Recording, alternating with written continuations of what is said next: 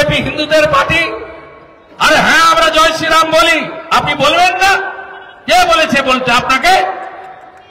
কেউ চাপিয়ে দেয়নি, এখানে তো মৌলানারা আছেন বসে, কেউ চাপিয়ে দিয়েছে? আপাত ভাইকে বলা হয়েছে জয়েনিং এর সময় যে তোমাকে এগুলো করতে হবে? হ্যাঁ, আমি মাথায় টিকা পরবো, আমি হিন্দু, আপনি পরবেন না। আমি জয় শ্রীরাম বলবো, আপনি বলবেন না। ভারত মাতা কি জয় তো সবাই বলতে পারি, বন্দে মাতরম তো সবাই বলতে পারি, জয় হিন্দ তো সবাই বলতে পারি। কিন্তু আজকে সরকার, আমি হিসাব দিয়ে যাই আপনাদের, মুর্শিদাবাদের হিসাবটা পরের মিটিং এ দেব। আমি আপনাকে বলে গেলাম 22টা সিটে তৃণমূলকে আমি এখানে এনেছিলাম, 26-এ শূন্য করব। গোল্লা নিয়ে বাড়ি যাবে মমতা ব্যানার্জি। সাগরদিঘি উপনির্বাচন হচ্ছে, দিলীপ শাহ প্রার্থী ছিলেন, আছেন মঞ্চে। গণনার আগের দিন কলকাতায় আমাকে সাংবাদিকরা বলছে কালকে কি হবে। আমি বললাম আমি গণৎকার নই, বলে গেলাম কে জিতবে জানি না, কিন্তু তৃণমূল জিতবে না সাগরদিঘিতে। বাইরন শেষ হয়ে গেছে, ছেড়ে দেন, জামানত চলে যাবে বাইরনের। পাল্টি খেয়েছে, মুকুল রায়ের মতো দশা হবে, ওগুলো নিয়ে ভাববেন না, ওটা ছেড়ে দেন আমাদের উপরে। কংগ্রেস লড়তে জানে না, লড়তে জানে বিজেপি। যদি তৃণমূলকে সরাতে হয়, চুরি দুর্নীতি বন্ধ করতে হয়, পুলিশি রাজ খতম করতে হয়, থানাগুলো পার্টি অফিস, সিভিক ভলেন্টিয়াররা সব পার্টির ক্যাডার হিসেবে ব্যবহার করে, ভিলেজ পুলিশকে ব্যবহার করা হয় তোলার কাজে।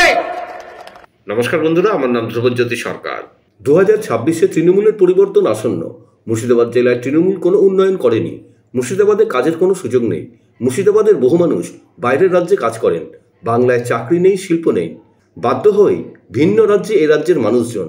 বাংলার সর্বনাশ করেছে তৃণমূল সরকার। মুর্শিদাবাদে বহু মানুষ পরিযায়ী শ্রমিক। পেটের টানে বিজেপি শাসিত রাজ্যে মুর্শিদাবাদের মানুষজন। শুনুন আরো কি বলছেন বিরোধী দলনেতা। এই গুন্ডাদের রাজত্ব খতম করতে হবে। পুলিশের বেতন কে দেয়? বেতন আপনার আমার ট্যাক্সের পয়সায় হয়। পিসিও দেয় না, ভাইপো দেয় না, মাহে আলমও দেয় না, আর ডেভিড অপূর্ব সরকারও দেয় না। এটা কান খুলে শুনে রাখা দরকার রয়েছে সব পুলিশের। এই দুর্নীতিগ্রস্ত চোর, নারী নির্যাতনকারী, ধর্ষকদের পার্টি তৃণমূলকে একদম গেড়ু তুলে উপড়াতে হবে। সব বুথগুলোতে দুর্গ বানান, সব বুথগুলোকে দুর্গ বানান। হিসাব চাই না? 100 দিনের কাজে টাকা চুরি করেননি? বিড়ি নিভিয়ে খেতেন, তুলো লাগানো সিগারেট ছাড়া খান না। গ্যাটিস লাগানো সাইকেল, বাচ্চা স্কুলে যাওয়ার জন্য ছোট গাড়ি, নিজের জন্য এসি গাড়ি। স্করপিওতেও হচ্ছে না, এখন ফরচুনার নিউ ব্র্যান্ড। রানীনগরের এমএলএ তো সিনেমা করতে লাগিয়ে দিয়েছে, এত টাকা তার। ঘন ঘন সিবিআই আর ইডির অফিসে দেখতে পাওয়া যায়।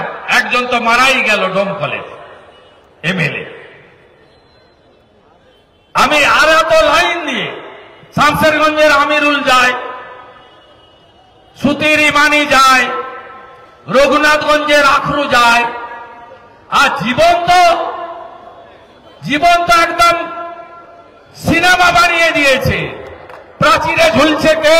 বড়োয়ার এমএলএ আবার কে? পুকুরে মোবাইল ফেলছে কে?